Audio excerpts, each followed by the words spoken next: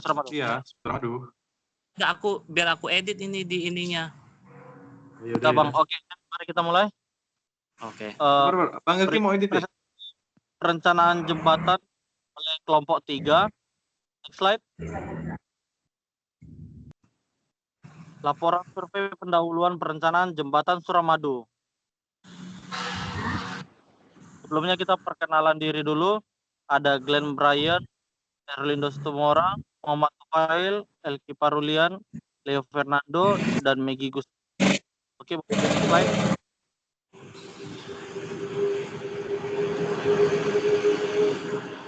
Metode penelitian bagi menjadi yang pertama literatur, kemudian koordinasi, kemudian diskusi, kemudian topografi, kemudian geometri, lalu hidrologi dan geoteknik, kemudian bangunan pelengkap dan lingkungan.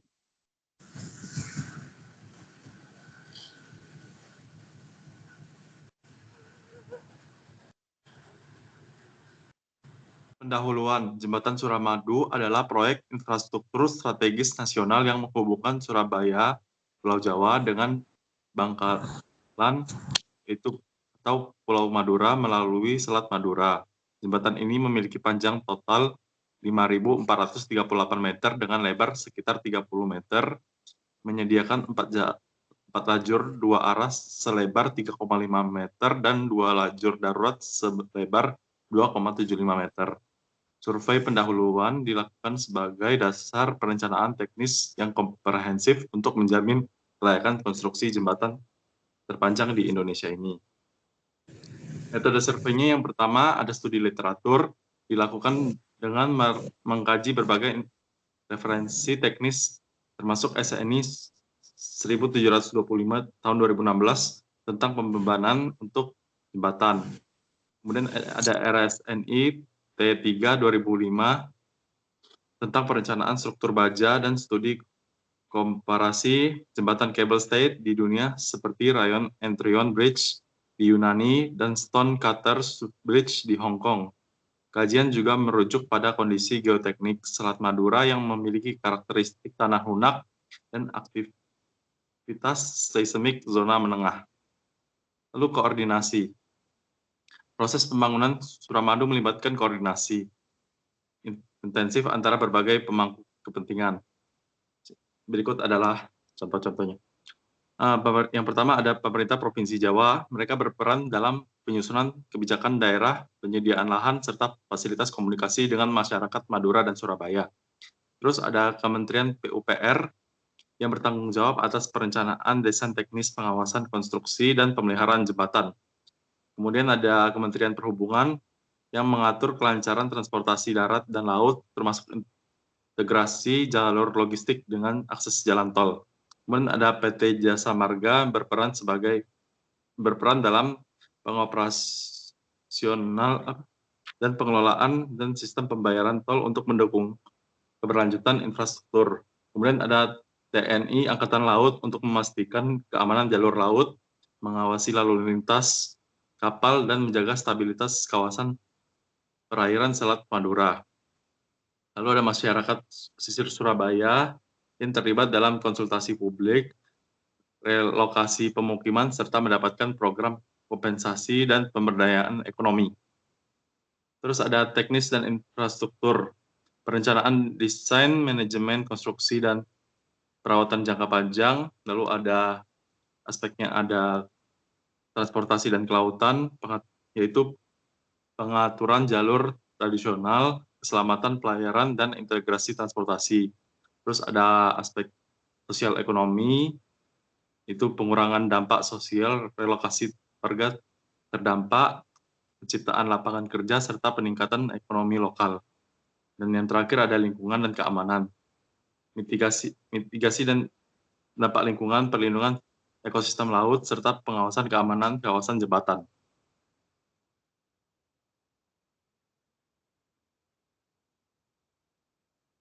Dalam pembangunan jembatan Suramadu, diperoleh kesepakatan untuk menggunakan kombinasi 3 jenis struktur, yaitu jalan layang timbunan, jembatan penghubung, dan jembatan utama kabel strait.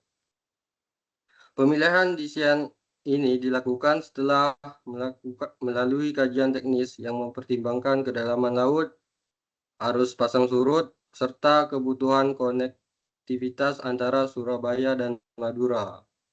Metode konstruksi yang dipilih adalah Belen Cantilever dan Cable Stayed System karena dinilai paling sesuai untuk kondisi perairan Selat Madura.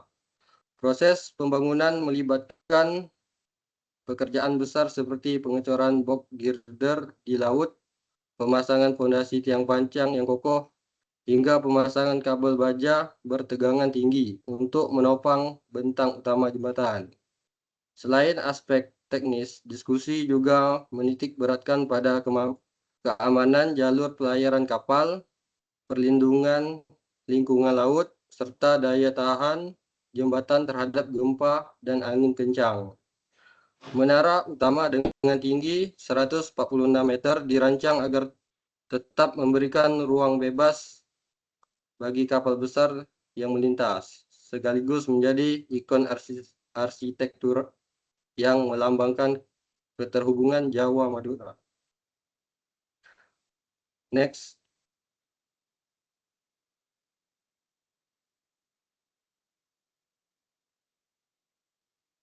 Survei topografi menggunakan teknologi terrestris dan bathymetrics survei menghasilkan peta kontur skala 1:500 untuk area approach dan 1:1000 untuk bentang utama. Elevasi di sisi Surabaya berkisar -2 hingga 8 meter. Sementara sisi pangkalan 1 hingga 6 meter di atas pangkalan laut. Kedalaman perairan Selat Madura bervariasi 8 sampai 35 meter dengan arus silang yang cukup kuat mencapai 2 knot. Oke, selanjutnya akan disampaikan oleh teman saya.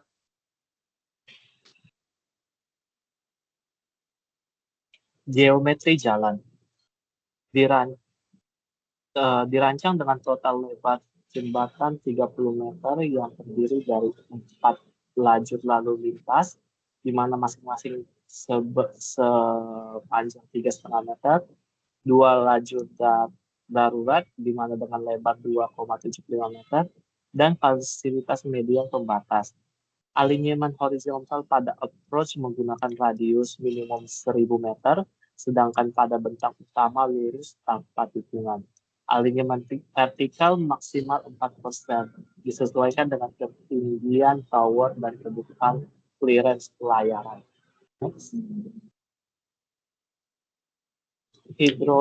Dari segi hidrologi dan hidrolikanya, jembatan ini sangat karena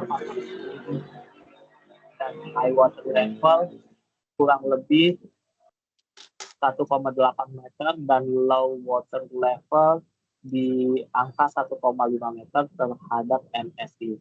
Kecepatan arus permukaan maksimumnya 2 meter per detik dengan pola arus pasang surut semi di lunar.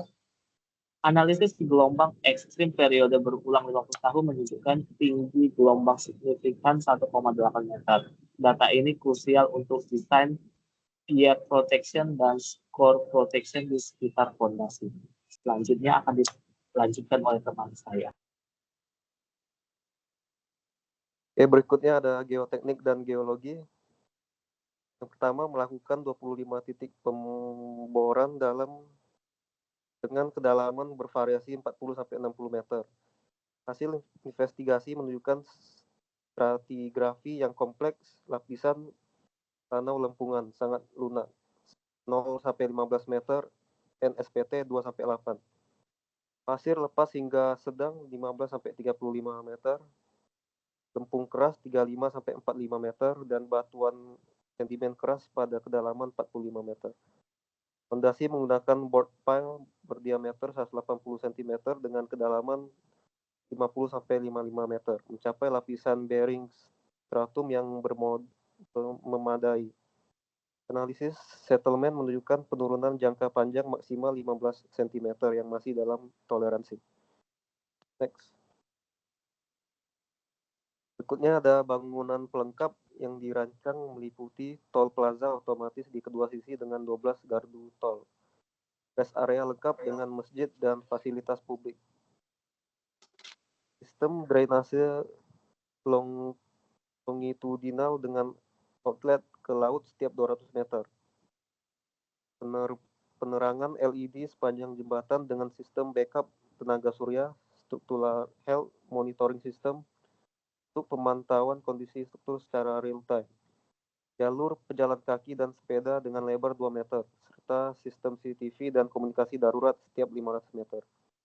Fasilitas wind barrier sehingga 3 meter dipasang pada bentang utama untuk mengurangi beban angin pada kendaraan. Next dibaca oleh Glenn.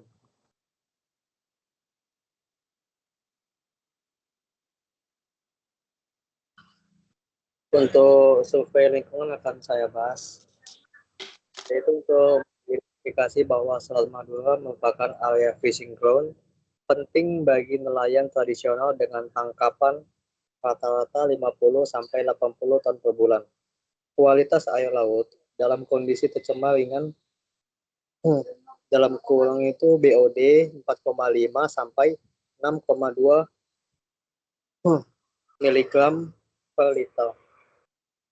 COD 25 sampai 35 mg per liter. Akibat aktivitas pelabuhan dan pemukiman pesisir, ekosistem mangrove seluas 15 hektar di sisi Bangkalan teridentifikasi terdampak.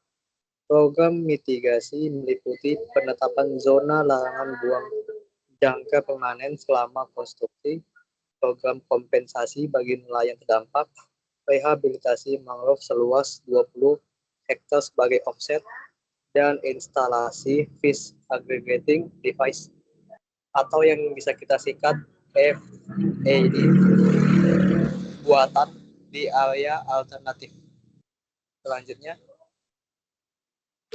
dan bisa kita lihat kesimpulannya, itu survei pendahuluan menunjukkan kelayakan teknis dan ekonomis pembangunan jembatan Suramadu dengan kompleksitas tinggi pada aspek geoteknik, tanah lunak, dan kondisi hidrodinamik Selat Madura. Rekomendasi ini meliputi 1. Penerapan metode konstruksi balance cantilever untuk meminimalkan dampak ke perairan. Kedua, instalasi sistem monitoring struktural real time mengingat beban lalu lintas yang tinggi. Yang ketiga, program CCR berkelanjutan untuk masyarakat yang terdampak. Dan yang terakhir, koordinasi intensif dengan stakeholder pelayaran dan nelayan. Proyek ini tidak hanya menghubungkan Jawa dan Madura secara fisik, tetapi juga menjadi katalis pertumbuhan ekonomi regional. Itulah kesimpulan dari kelompok kita. Sekian dari kami, terima kasih. Mohon maaf atas kekurangan dan kesalahan kami. Terima kasih.